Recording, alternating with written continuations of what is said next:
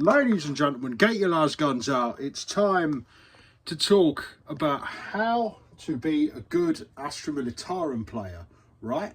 So, listen, here's the thing, right? This is for 10th edition, so in a year or two when it ticks over to 11th, this is going to be obsolete, like, completely. So, anyway, right, so there are 3 corps in the Imperial Guard, right?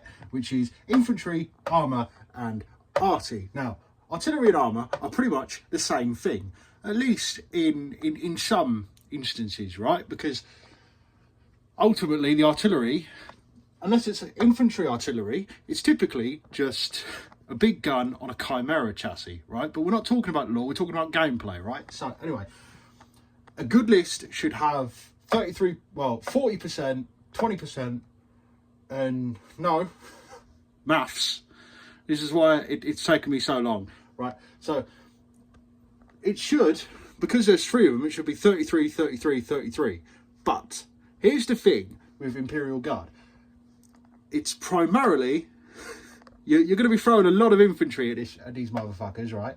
So it really should be 60, 20, 20, right?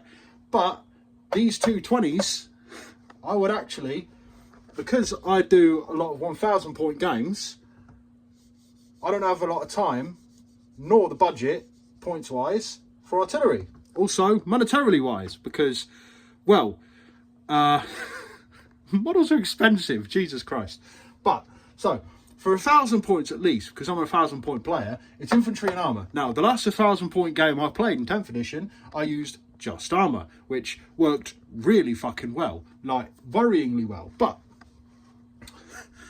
going back to that, so we're going to put Arty back on the board. So we're going to put Artemis Prime back on the board, right? And fuck, I dropped the cap on the pen. Right. Anyway, no, we'll just leave it there, right? We'll fucking leave it, right? Anyway, so with all of this, right, you've got characters, and characters can be split into orders and deployment. Now, this is the kind of flow chart or the checklist that I do when I'm building a list for Imperial Guard, right? Because the characters can issue orders, right? So these two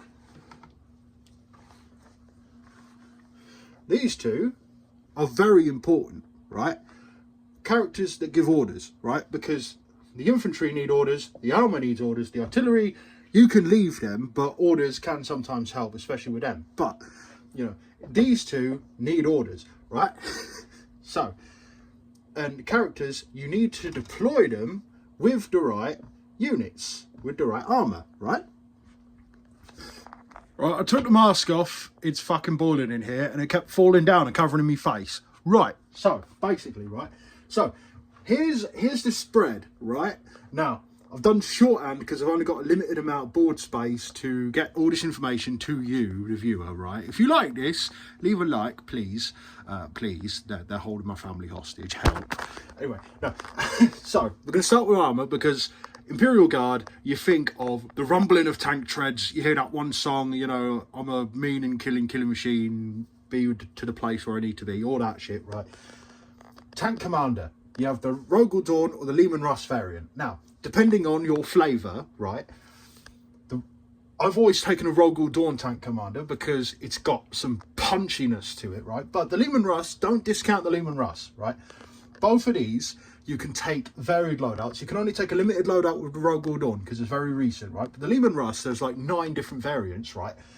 But, you know, the Lehman Russ, depending on your army's composition, you should look into the Lehman Russ variants, and all of these, they can give orders to armour or squadron vehicles, right? So that's not just Lehman Russ's Chimeras, Hellhounds. They can also issue orders to the likes of Sentinels, armoured and scout variants, right? So you want a tank commander. If you're taking any amount of armour in it, take a tank commander, right? Because the tank commanders, they will make things so much easier for you, right? Now, for the infantry, we've got epic heroes and characters. So your epic heroes and stuff like Gaunt's Ghosts, they can't command anything, but they're like a little kill team that you can just bip up on and off the board. I've got one in my pile of shame. Ironically, right, right next to my Chosen Men from Black Powder, right? Which is fucking hilarious, right? Because, you know, that's the inspiration between Gaunt's Ghosts, you know. I'll see you, Dan Abnett. Love you. Anyway, so we've got epic heroes, so stuff like Ursula Creed, Sly Marbo. Right, Sly Marbo and Gaunt's Ghosts, they don't help, you know. They're lone operatives, right? But epic heroes like Ursula Creed, for example, she's the only one that comes to mind. She can lead, but also the infantry, the Cadian command squad, and Ursula Creed can go into a single unit of Cadian shock troops, which is really good if you want a command blob. However, you've also got characters like the Cadian Castellan, the aforementioned Cadian command squad, Catachan command squad, Creed command squad, right? And it's all about balancing the characters versus their rules. So Ursula Creed might have rules that, you know, are good for one thing, but you might want to skimp on the points cost to get a tank commander or an extra Leman Russ. I know the points aren't equivocal, but when you're building 1,000-point lists, every point kind of matters. But characters like your Castellan, I've seen a lot of people take Castellans with Kazakin.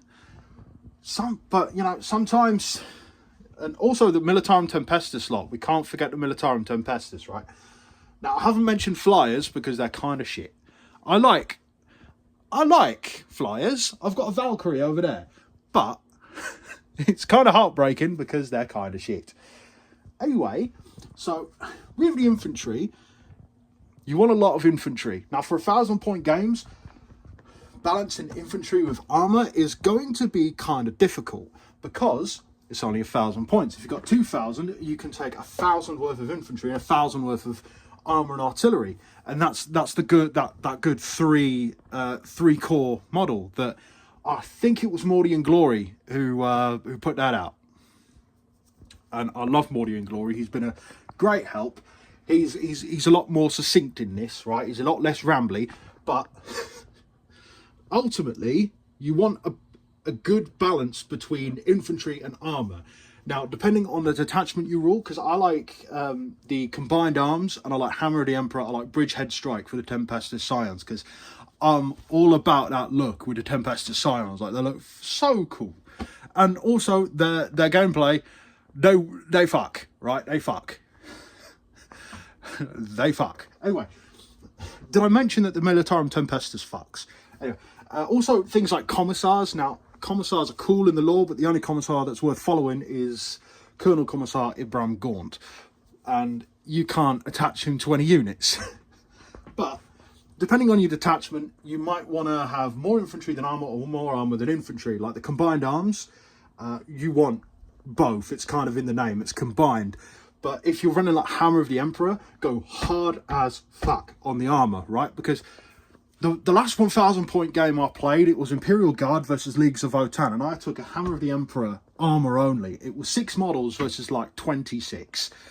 And I won rather handily on victory points because of the mission and all that. But also, I tabled the guy, which, good friend of the channel, Euroblob, I'm sorry, bro. It was a fun match, but I felt bad at the end when there was just that one squad of infantry that was just staring down the barrel of a Leman Russ Punisher, right? But, so moving swiftly onwards, right?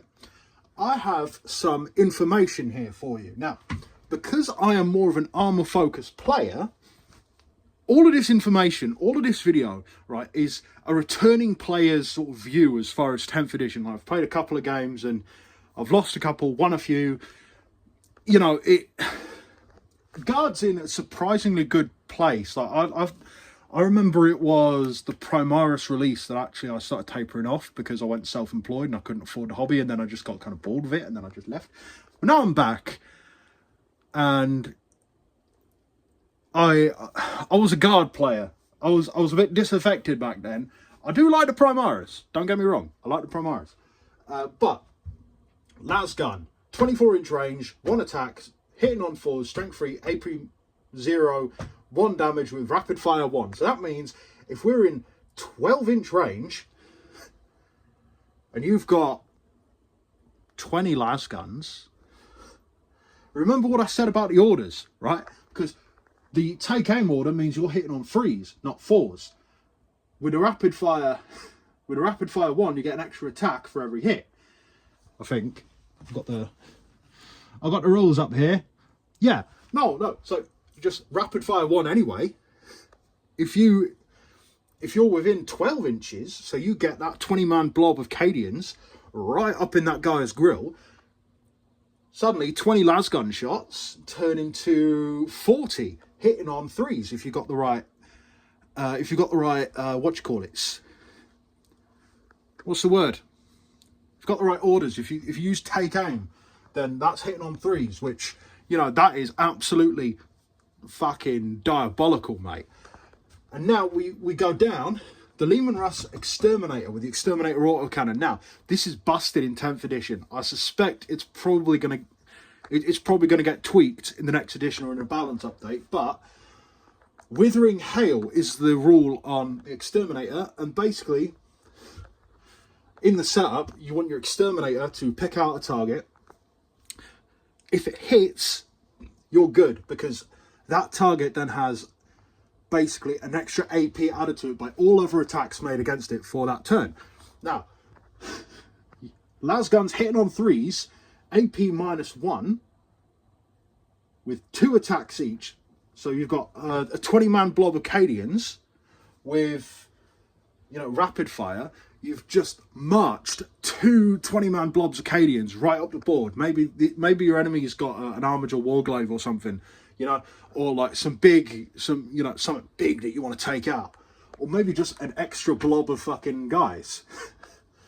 You got the rapid fire, so if you get right up in their grill, you've got 40 Cadians. That's 80 shots hitting on 3s for 1. But if you have the right orders, both squads will be hitting on 3s, which, you know, suddenly rapid fire 1, 12-inch range, double attacks. Suddenly 20 shots become 40, 40 become 80, because you've got 2 20-man blobs.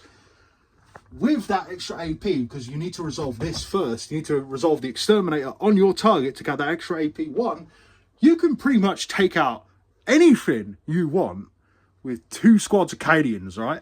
And that ultimately, with this knowledge, you should be able to at least consider, I'd say, the Lehman Russ Exterminator, not the tank commander with an Exterminator. If you take a tank commander, take him with like a Vanquisher cannon or a Demolisher, right?